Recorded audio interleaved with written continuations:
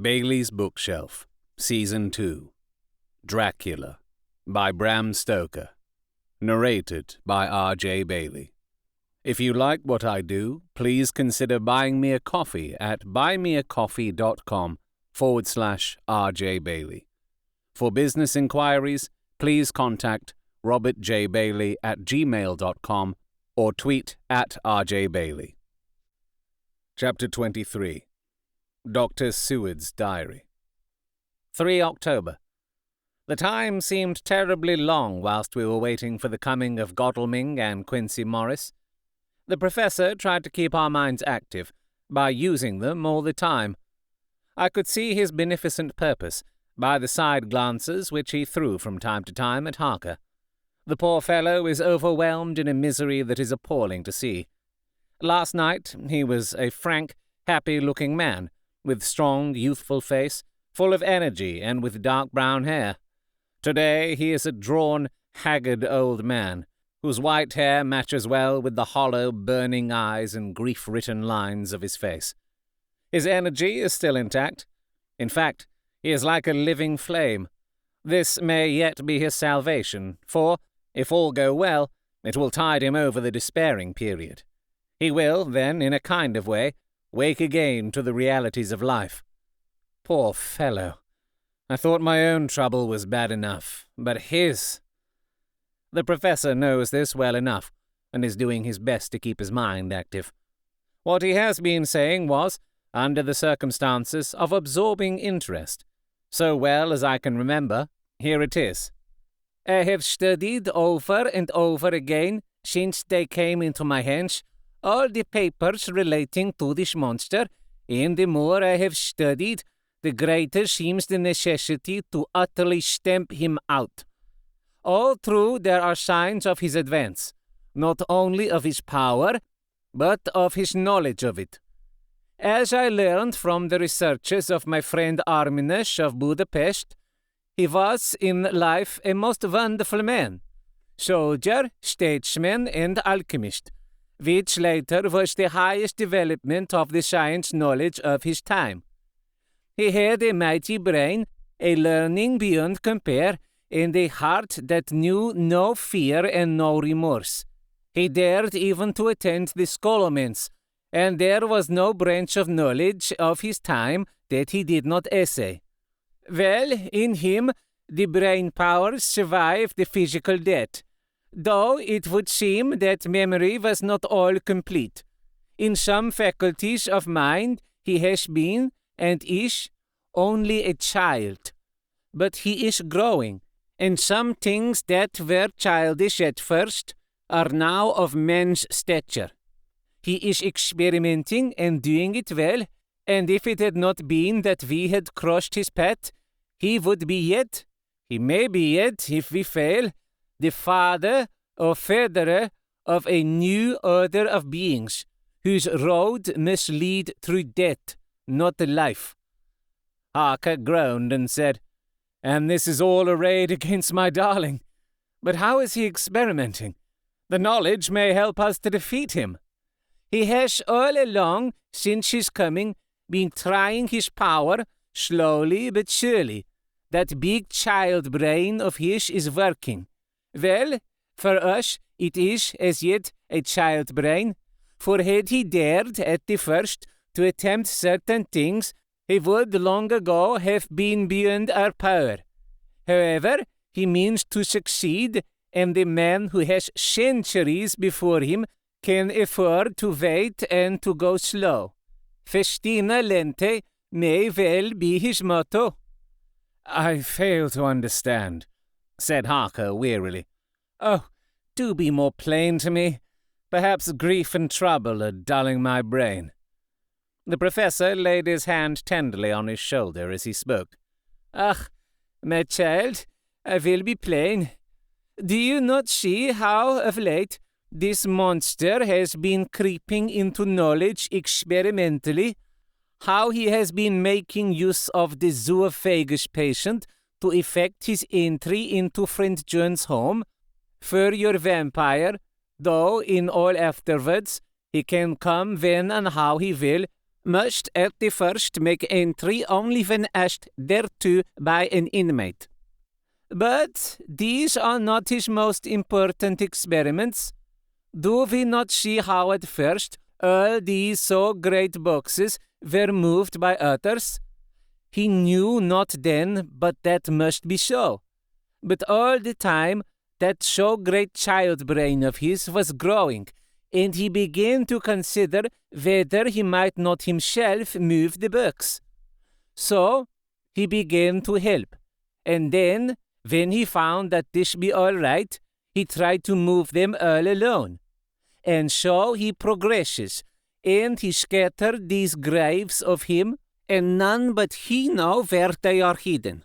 He may have intended to bury them deep in the ground, so that he only used them in the night, or at such time as he can change his form, they do him equal well, and none may know these are his hiding place. But, my child, do not despair. This knowledge come to him just too late. Already all of his layers but one be sterilized as for him, and before the sunset this shall be so. Then he have no place where he can move and hide. I delayed this morning so that we might be sure. Is there not more at stake for us than for him? Then why we not be even more careful than him? By my clock, it is 1 hour and already, if all be well, friend Arthur and Quincy are on their way to us. Today is our day, and we must go sure, if slow, and lose no chance. See, there are 5 of us when those absent ones return. Whilst he was speaking, we were startled by a knock at the hall door, the double postman's knock of the telegraph boy. We all moved out to the hall with one impulse, and Van Helsing, holding up his hand to us to keep silence, stepped to the door and opened it. The boy handed in a dispatch. The professor closed the door again, and, after looking at the direction, opened it and read aloud. Look out for D. He has just now, 12:55, come from Carfax hurriedly and hasted towards the south. He seems to be going the round and may want to see you. Mina. There was a pause, broken by Jonathan Harker's voice. Now, God be thanked, we shall soon meet. Van Helsing turned to him quickly and said, God will act in his own way and time. Do not fear and do not rejoice as yet. For what we wish for at the moment may be our undoings. I care for nothing now, he answered hotly, except to wipe out this brute from the face of creation. I would sell my soul to do it. Oh, hush, hush, my child, said Van Helsing. God does not purchase souls in this wise, and the devil, though he may purchase, does not keep faith.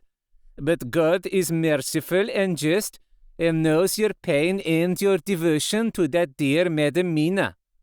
Think you how her pain would be doubled, did she but hear your wild words? Do not fear any of us. We are all devoted to this course, and today shall see the end. The time is coming for action. Today, this vampire is limited to the powers of men. Until sunset, he may not change. It will take him time to arrive here. See, it is 20 minutes past 1, and there are yet some times before he can hither come. Be he never so quick. What we must hope for is that my Lord Arthur and Quincy arrive first. About half an hour after we had received Mrs. Harker's telegram, there came a quiet, resolute knock at the hall door. It was just an ordinary knock, such as is given hourly by thousands of gentlemen, but it made the professor's heart and mine beat loudly. We looked at each other, and together moved out into the hall.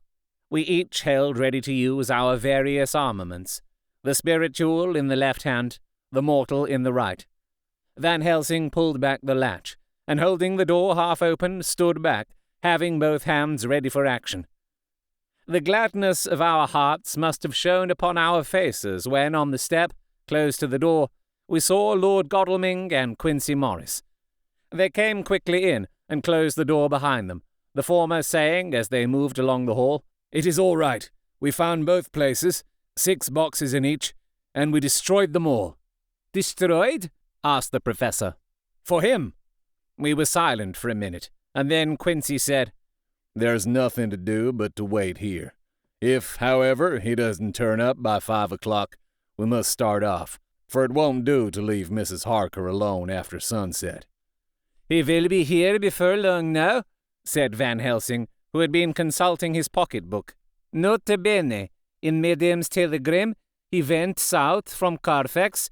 That means he went to cross the river, and he could only do so at slack of tide, which should be something before 1 o'clock. That he went south has a meaning for us. He is as yet only suspicious, and he went from Carfax first to the place where he would suspect interference least. You must have been at Bermondsey only a short time before him. That he is not here already shows that he went to Mile End next. This took him some time, for he would then have to be carried over the river in some way. Believe me, my friends, we shall not have long to wait now.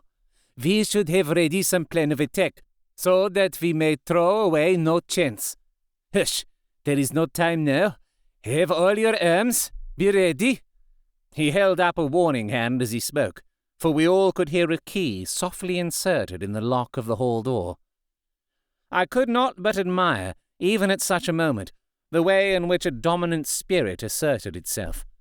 In all our hunting parties and adventures in different parts of the world, Quincy Morris had always been the one to arrange the plan of action, and Arthur and I had been accustomed to obey him implicitly. Now the old habit seemed to be renewed instinctively. With a swift glance around the room, he at once laid out our plan of attack, and, without speaking a word, with a gesture, placed us each in position. Van Helsing, Harker, and I were just behind the door, so that when it was opened, the professor could guard it, whilst we two stepped between the incomer and the door. Godalming behind and Quincy in front stood just out of sight, ready to move in front of the window. We waited in a suspense that made the seconds pass with nightmare slowness. The slow, careful steps came along the hall. The Count was evidently prepared for some surprise. At least, he feared it. Suddenly, with a single bound, he leaped into the room, winning away past us before any of us could raise a hand to stay him. There was something so panther-like in the movement, something so unhuman, that it seemed to sober us all from the shock of his coming. The first to act was Harker, who, with a quick movement, threw himself before the door leading into the room in the front of the house. As the Count saw us, a horrible sort of snarl passed over his face, showing the eye-teeth long and pointed, but the evil smile as quickly passed into a cold stare of lion-like disdain. His expression again changed as, with a single impulse, we all advanced upon him. It was a pity that we had not some better organized plan of attack, for even at the moment I wondered what we were to do. I did not myself know whether our lethal weapons would avail us anything. Harker evidently meant to try the matter, for he had ready his great cookery knife, and made a fierce and sudden cut at him. The blow was a powerful one, only the diabolical quickness of the Count's leap back saved him. A second less, and the trenchant blade had shorn through his heart. As it was, the point just cut the cloth of his coat, making a wide gap, whence a bundle of banknotes and a stream of gold fell out.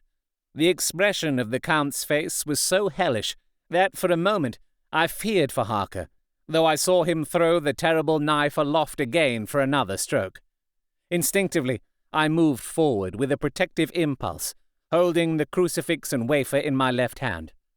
I felt a mighty power fly along my arm, and it was without surprise that I saw the monster cower back before a similar movement made spontaneously by each one of us.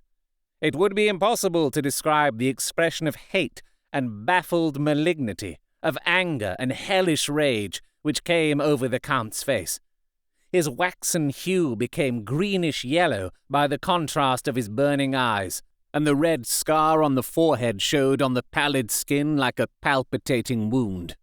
The next instant With a sinuous dive, he swept under Harker's arm ere his blow could fall, and, grasping a handful of the money from the floor, dashed across the room, threw himself at the window. Amid the crash and glitter of the falling glass, he tumbled into the flagged area below. Through the sound of the shivering glass, I could hear the ting of the gold as some of the sovereigns fell on the flagging. We ran over and saw him spring unhurt from the ground. He, rushing up the steps, crossed the flagged yard and pushed open the stable door. There, he turned and spoke to us. "You think to baffle me, you, with your pale faces all in a row, like sheep in a butcher's. You shall be sorry yet, each one of you. You think you have left me without a place to rest, but I have more. My revenge is just begun.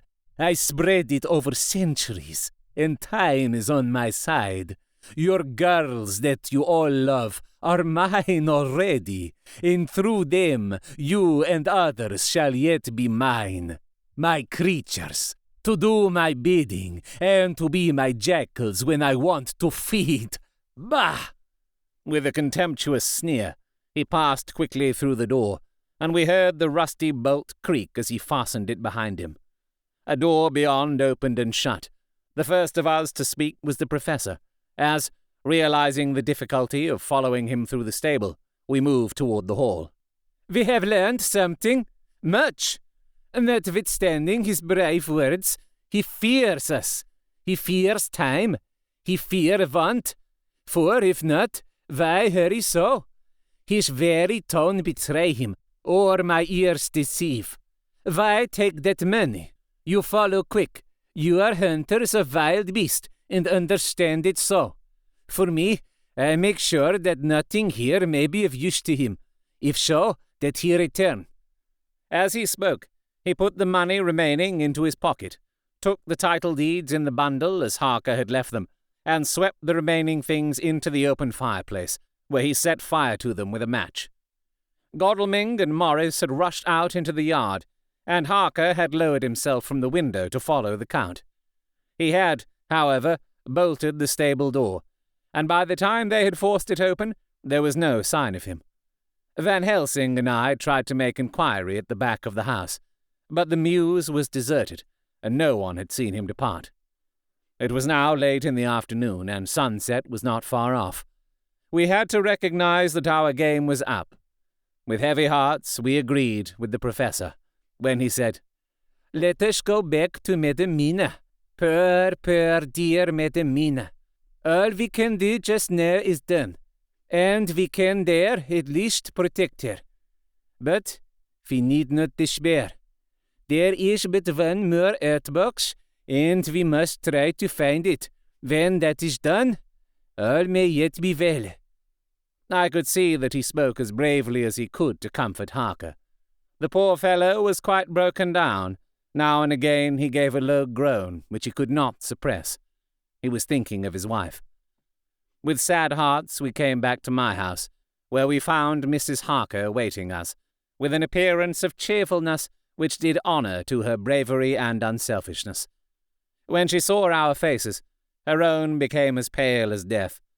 For a second or two, her eyes were closed as if she were in secret prayer, and then she said cheerfully, "I can never thank you all enough. Oh, my poor darling." As she spoke, she took her husband's grey head in her hands and kissed it. "Lay your poor head here and rest it. All will yet be well, dear. God will protect us if he so will it in his good intent." The poor fellow groaned. There was no place for words in his sublime misery.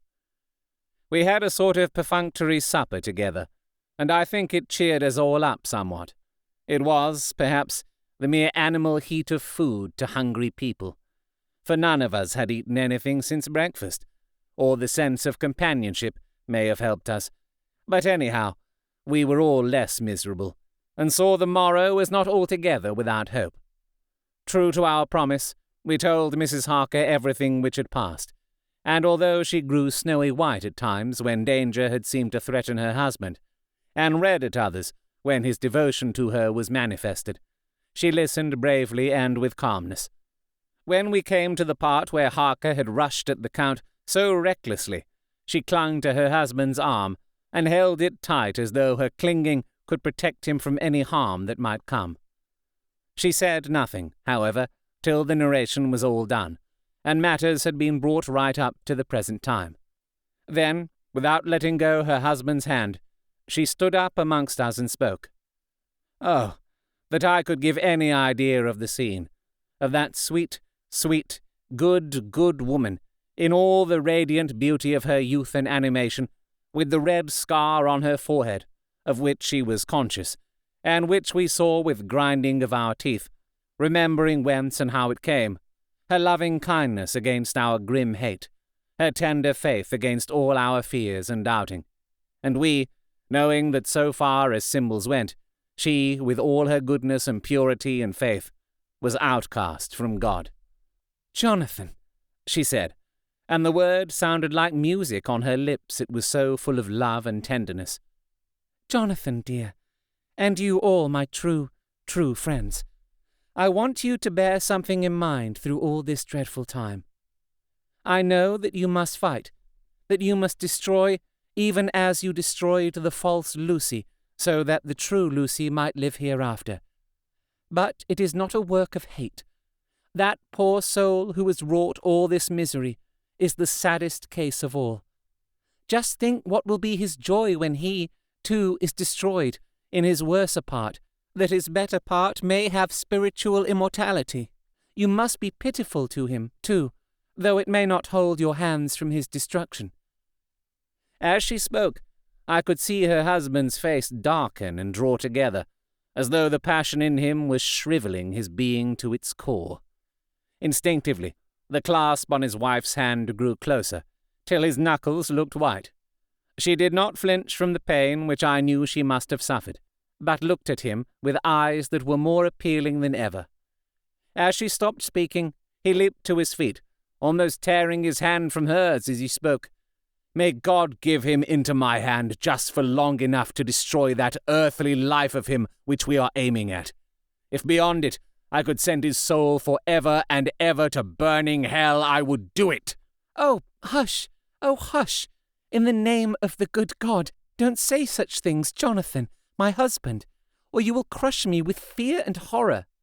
Just think, my dear, I have been thinking all this long, long day of it, that perhaps some day I, too, may need such pity, and that some other like you, and with equal cause for anger, may deny it to me. Oh, my husband, indeed, I would have spared you such a thought had there been another way. But I pray that God may not have treasured your wild words, except as the heart-broken wail of a very loving and sorely stricken man. Oh, God, let these poor white hairs go in evidence of what he has suffered, who all his life has done no wrong, and on whom so many sorrows have come." We men were all in tears now. There was no resisting them, and we wept openly. She wept too, to see that her sweeter counsels had prevailed. Her husband flung himself on his knees beside her, and putting his arms round her, hid his face in the folds of her dress. Van Helsing beckoned to us, and we stole out of the room, leaving the two loving hearts alone with their God. Before they retired, the professor fixed up the room against any coming of the vampire, and assured Mrs. Harker that she might rest in peace. She tried to school herself to the belief, and manifestly for her husband's sake, tried to seem content. It was a brave struggle, and was, I think and believe, not without its reward. Van Helsing had placed at hand a bell, which either of them was to sound in case of any emergency. When they had retired, Quincy, Godalming, and I arranged that we should sit up, dividing the night between us, and watch over the safety of the poor stricken lady. The first watch falls to Quincy, so the rest of us shall be off to bed as soon as we can. Godalming has already turned in, for his is the second watch. Now that my work is done, I, too, shall go to bed. Jonathan Harker's Journal. 3-4 October, close to midnight. I thought yesterday would never end, There was over me a yearning for sleep, in some sort of blind belief that to wake would be to find things changed, and that any change must now be for the better.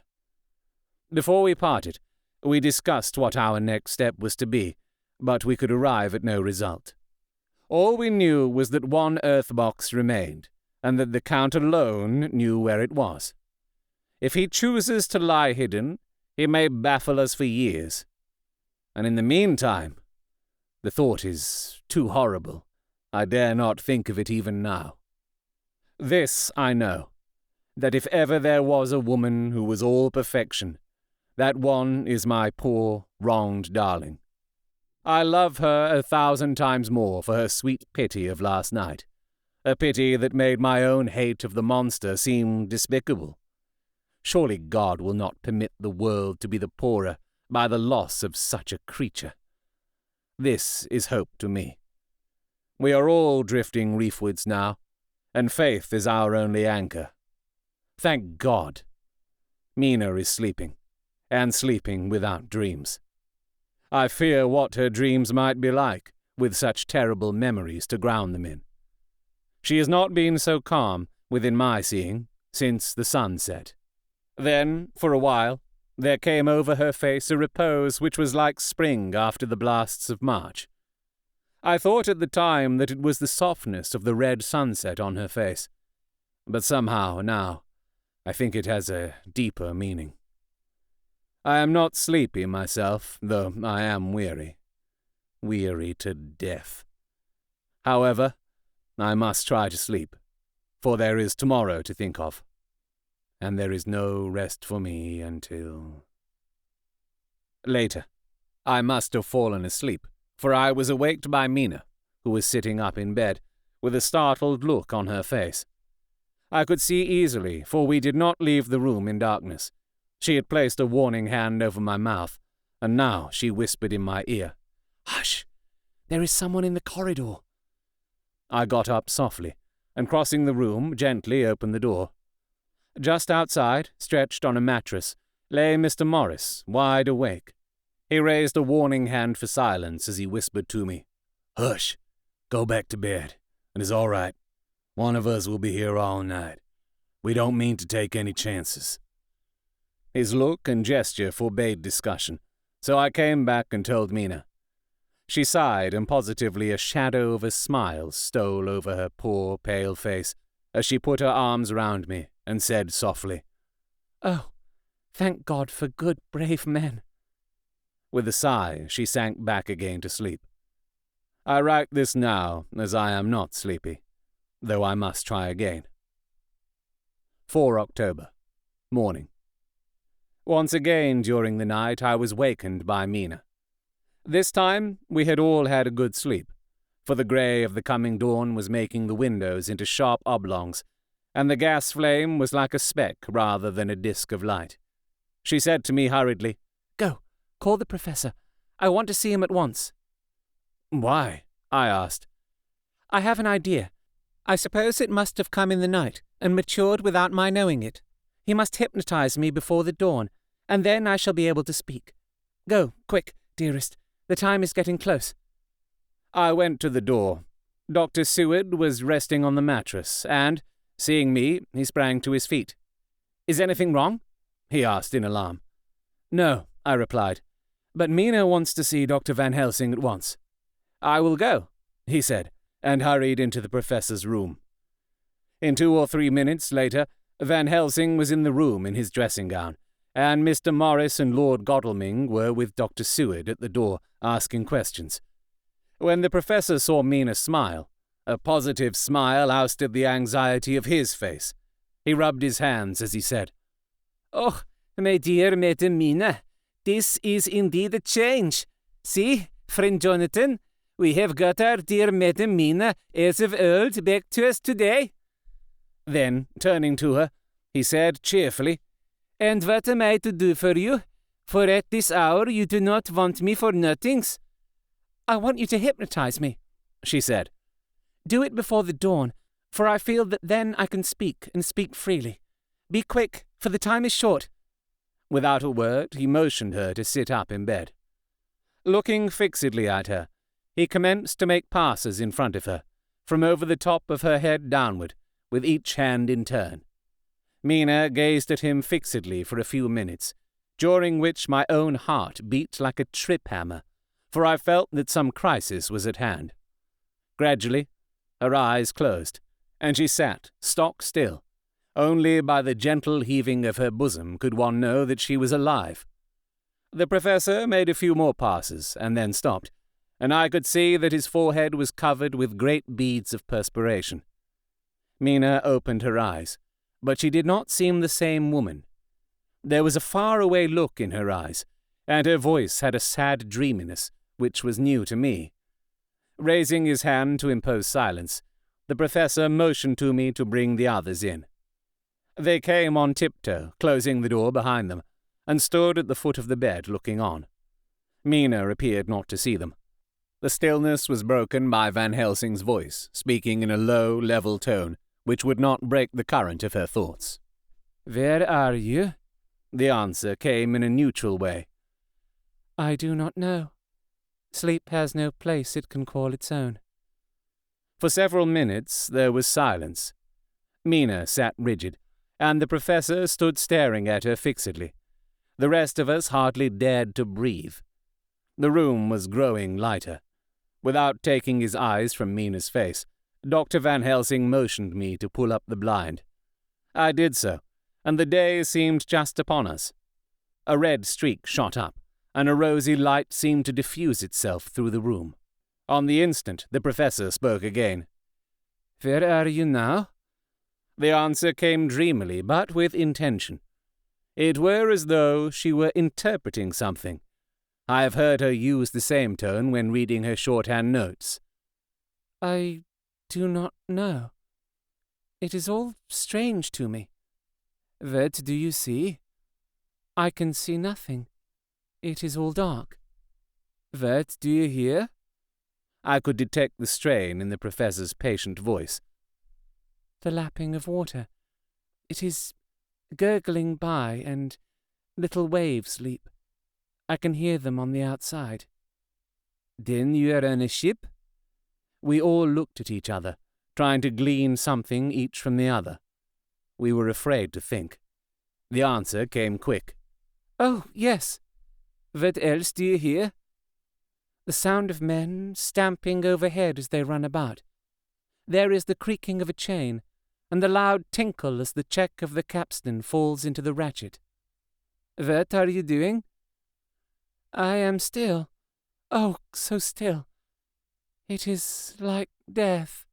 The voice faded away into a deep breath as of one sleeping, and the open eyes closed again. By this time, the sun had risen, and we were all in the full light of day.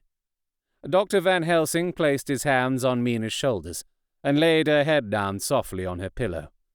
She lay like a sleeping child for a few moments, and then, with a long sigh, awoke and stared in wonder to see us all around her. "Have I been talking in my sleep?" was all she said. She seemed, however, to know the situation without telling, though she was eager to know what she had told. The professor repeated the conversation, and she said, "Then there is not a moment to lose. It may not be yet too late." Mr. Morris and Lord Godalming started for the door, but the professor's calm voice called them back. "Stay, my friends.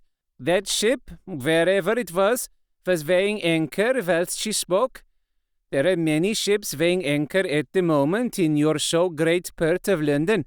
Which of them is it that you seek? God be thanked that we have once again a clue, though whither it may lead us we know not. We have been blind somewhat, blind after the manner of men, since when we can look back, we see what we might have seen looking forward, if we had been able to see what we might have seen. Alas, but that sentence is a puddle, is it not? We can know now what was in the Count's mind when he seized that money, though Jonathan's so fierce knife put him in the danger that even he dread. He meant escape. Hear me, escape. He saw that with but one earth box left, and a pack of men following like dogs after a fox, this London was no place for him. He have take his last earth box on board the ship, and he leave the land. He think to escape, but no. We follow him. Tally-ho, as friend Arthur would say when he put on his red frock. Our old fox is wily, oh, so wily, and we must follow with vile. I, too, am wily, and I think his mind in a little while. In meantime, we may rest and in peace, for there are waters between us which he do not want to pass, and which he could not if he would, unless the ship were to touch the land, and then only at full or slack tide. See, and the sun is just rose, and all day to sunset is to us. Let us take bath and dress and have breakfast, which we all need, and which we can eat comfortably, since he not be in the same land with us. Mina looked at him appealingly as she asked, But why need we seek him further, when he has gone away from us?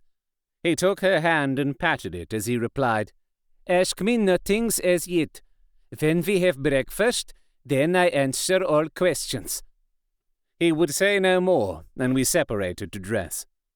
After breakfast, Mina repeated her question. He looked at her gravely for a minute, and then said sorrowfully, Because, my dear, dear Madam Mina, now more than ever must we find him, even if we have to follow him to the jaws of hell. She grew paler as she asked faintly, Why? Because, he answered solemnly, he can live for centuries, and you are but mortal women. Time is now to be dreaded, since once he put that mark upon your throat. I was just in time to catch her as she fell forward in a faint. You have been listening to Dracula, narrated by me, R.J. Bailey. If you would like to commission me to create an audiobook for you or advertise on this podcast, please contact me at robertjbailey@gmail.com or on Twitter @RJBailey. This book will also be available to buy without all this podcasting waffle. If this was a live recording at a free event and you thought, hey, I'd like to buy that guy a decaf oat milk latte after the show, you can do so at buymeacoffee.com/RJBailey. All donations go towards making next season's audiobook, and literally coffee. While the novel Dracula is in the public domain, this recording is copyright to me, R.J. Bailey, 2022.